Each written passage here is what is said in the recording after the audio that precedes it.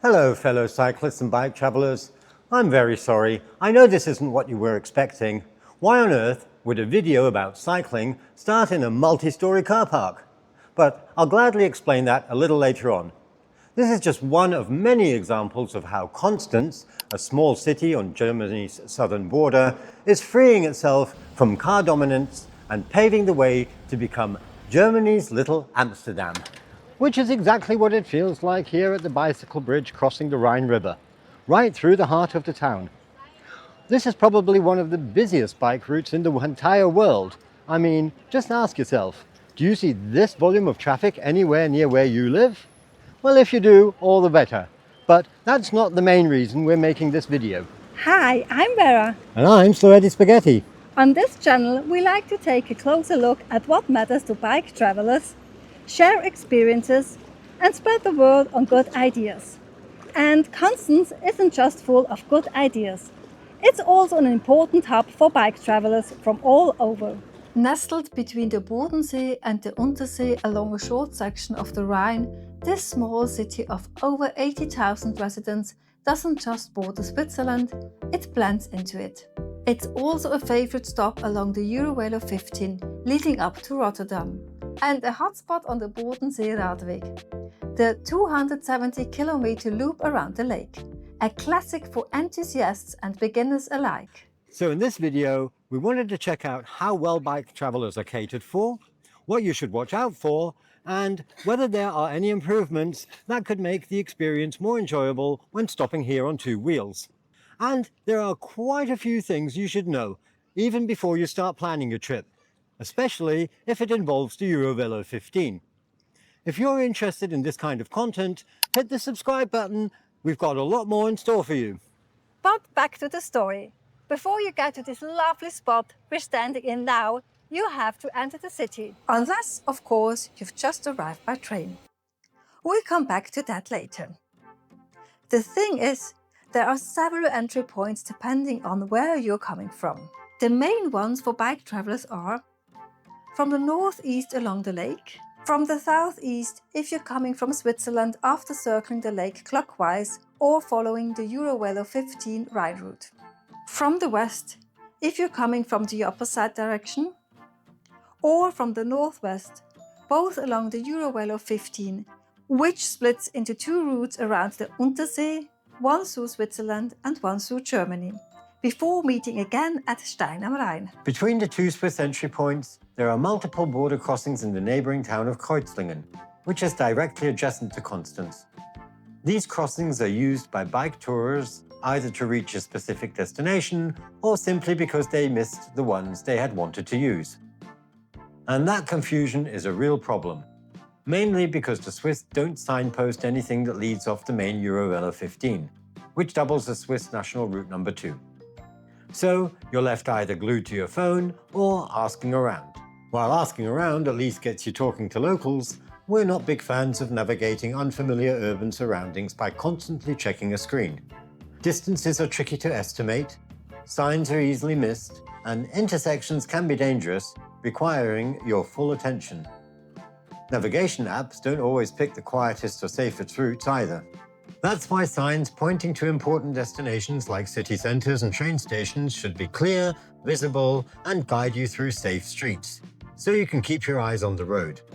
After all, there's always plenty of new things to see when entering a new city, and it's easy to get distracted by all the sights and sounds. While the Swiss are traditionally very restrained when it comes to bike signage, this is where the Germans excel. And nowhere is this conscious clearer than here along the border. The German wayfinding system is perhaps the best in the world. You can really tell that Germans have a long tradition of bike touring, and this is one of the places where that shines through.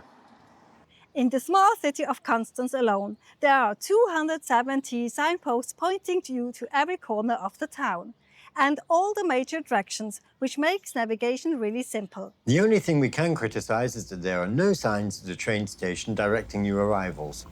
So there, you're left to figure it out yourself. Attached to the signs are square metal plates with the logos of the recreational routes. In this case, the German National Route number 8, the Bodenseeradweg, the newly inaugurated Radweg, and a pilgrim's route. So if two routes lead to the same place, one direct but along a busy road and the other a scenic detour, you can immediately tell which is which. There are also additional symbols, for example a tree for forest trails or a ferry symbol. If you ask me, that's pretty ingenious. Why, they've even included directions to the train station in Kreuzlingen, the Swiss neighbour town. Good luck finding it though once you've crossed the border. The poor signage isn't the only problem on the Swiss side. Apart from a fairly dangerous stretch along the harbour in Kreuzlingen, the town has almost no dedicated cycling infrastructure and looks like it stopped developing in 1980. That lack of progress also holds back development on the German side.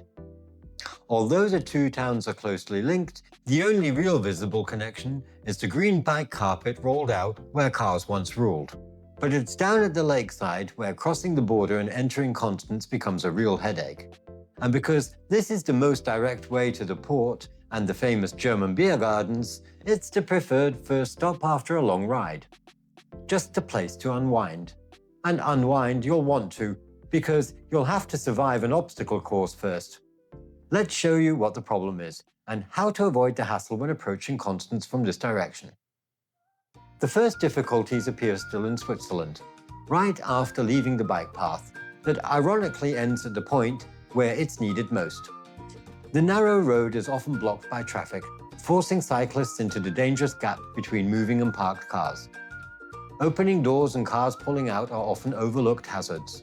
Further along, the road dead ends if you want to follow the lakeside, so motorists perform U-turns and other unpredictable maneuvers. Take the left following the Swiss and EuroVelo route, and you'll hit a railway crossing. The barriers are closed more often than open, so long queues form. The signs are discreet and out of view, and the surface markings are hidden behind parked cars, leaving many people confused about how to proceed. Those who do figure it out and head to the port find the obstacle course continues, while others end up at different border crossings, still wondering how to reach the city centre. In short, it's just a mess. Continue along to the port into Germany, and you'll finally find surface markings guiding you to your destination or into the city centre. But now, you'll have to negotiate the coach parking, and all sorts of other dangers. Situations like this always put me straight into fight or flight mode. I can get terribly confrontational if you push the right buttons, so I try to stay clear of anything that could even potentially move as to not cross paths. Also, I'm extremely distrustful of anyone in a car, so I'm really cautious and avoid all risks. The last thing I want is to end up in a blind spot or in front of a distracted driver. Whilst this approach does slow me down considerably, it also keeps me out of trouble and, above all, safe. Finally, you reach a car-free zone, but it's also pedestrian only, so you'll need to get off and push your bike. Unfortunately, the sign forbidding cycling isn't very obvious and mostly goes unnoticed. But verboten is a big word in Germany. So, if the self-appointed traffic wardens don't correct your behaviour, the official ones certainly will. And even when you think you've made it to safety, you never know if an ambulance comes rushing by, potentially causing further incidents. So if you're looking for an adrenaline kick, this is the route for you. But if you prefer a calmer entry, the best way is to cross the railway on the Swiss side, take a right along the marked route, and continue straight across the border, where Constance greets you with a bike-friendly city billboard. Clearly, the border situation desperately needs improvement, and both Swiss and German authorities should coordinate better. With a bit of goodwill, especially from the Swiss, this shouldn't be too hard to fix. On the German side, though, entering the city is as easy as, pun intended, riding a bike, as this Canadian cyclist who we met gladly declared.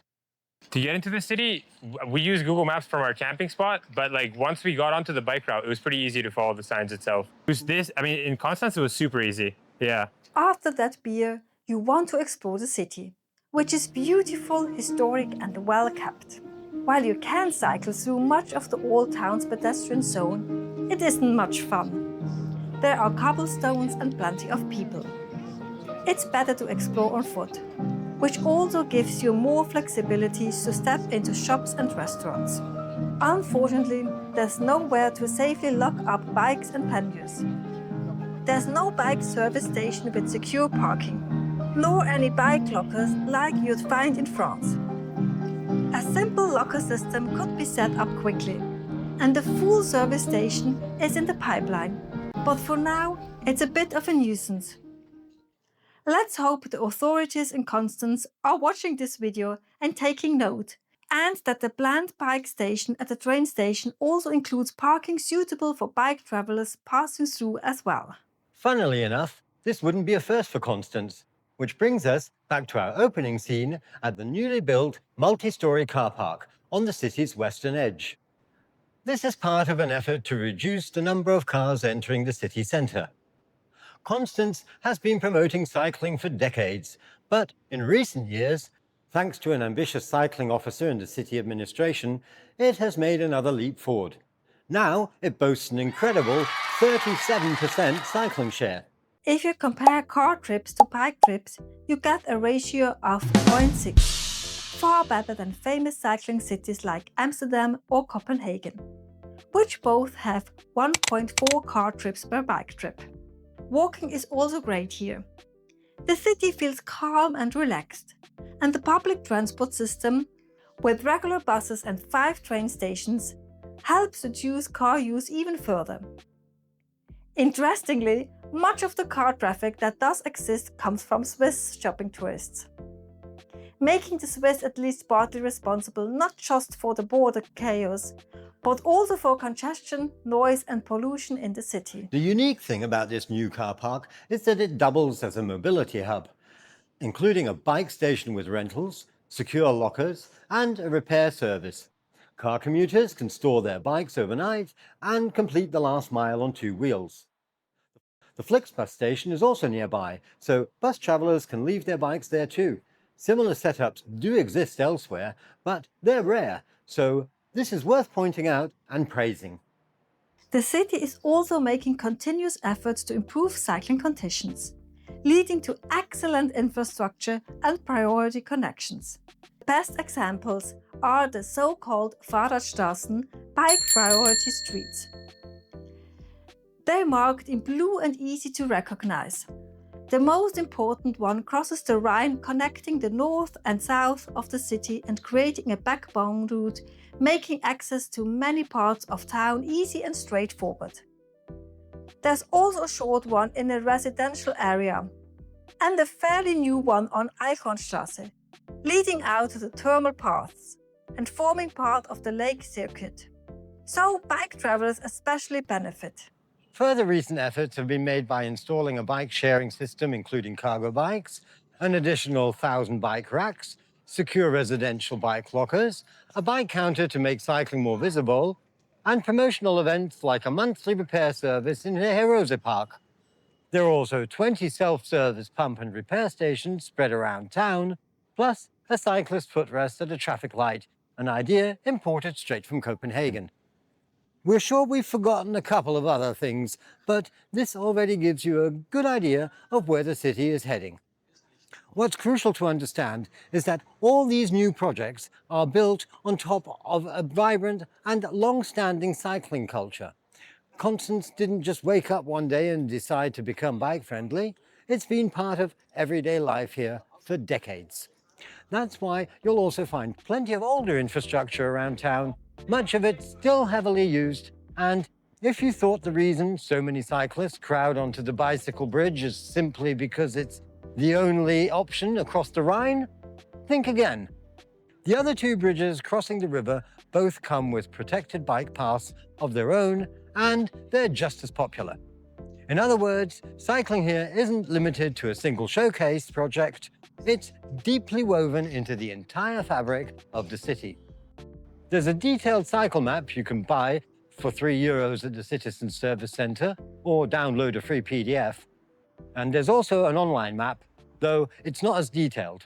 Speaking of maps, a closer look at how the EuroVelo 15 passes through Constance reveals something odd. A section is missing. Whatever the reason, it's irritating because it could easily be connected using existing infrastructure. This might be down to stubborn Swiss authorities, but it creates confusion that affects cyclists internationally. Hopefully the European Cycling Federation takes notice and fixes this. In the meantime, if you want to cut through town to rejoin the EuroVelo 15, just head over the bicycle bridge and head straight on at the roundabout, following the signs for the Bodenseeradweg until you cross the Swiss border. So how welcoming is Constance for bike travellers? On the plus side, wayfinding from Germany and within the city is excellent, with the exception of the train station, which is currently under renovation, so that may change. The infrastructure is fantastic, and the sheer number of cyclists makes you feel instantly at home, or like somewhere in the Netherlands, if you ignore the hills. The absence of cars in many areas creates a wonderfully relaxed vibe. On the downside, there's a lack of secure parking for travellers' bikes and luggage, and the border crossings from Switzerland are a mess. But things are moving in the right direction. There's a planned cycle service centre at the train station, and there are even rumours of a future cycle by numbers node network like those in Belgium, the Netherlands and parts of France. If you want to know more about how that system works, we've included a link at the end of this video. And if you'd like to see what the EuroVelo 15 and Bodenseeradweg look like after leaving Constance on the Swiss side of the lake, check out our hour-long video. It's full of facts and images you won't see anywhere else because we recorded it in winter when the path was completely empty. You'll find the thumbnail at the end of this video too. Before you go, give this video a like if you found it helpful or inspiring. And drop us a comment if we've forgotten anything or if you'd like to share your experiences. We look forward to reading them and to seeing you in the next one. Thanks for watching and keep on cycling!